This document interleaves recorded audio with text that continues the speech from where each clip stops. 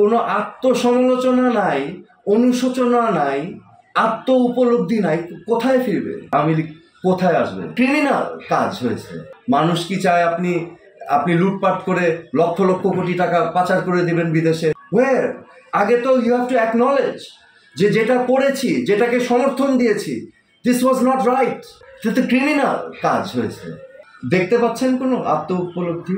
এখানে জনগণ এবং নতুন প্রজন্মের ভিতরে কি চলছে এটা বুঝতে হবে না? মানুষ কি চায় এটা বুঝতে হবে না?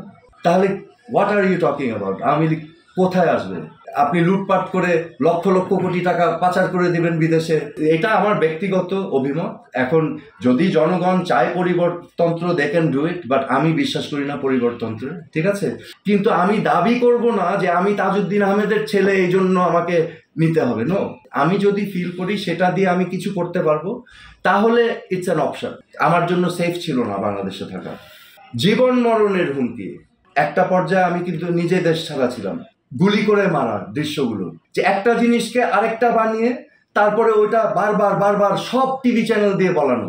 আমিও ঘটনাগুলো দেখলাম। এখন আমার যেহেতু অভিজ্ঞতা আছে, আমি দেখে তো বিস্মিত হয়েছি যে এ কি, এটা পুরো ব্রেন ওয়াশিং। ওই যে হীরক রাজার দেশের মগজ ধোলাই, যন্তর মন্তর ঘর, পুরা বাংলাদেশ হয়ে গেছিল যন্তর মন্তর ঘর।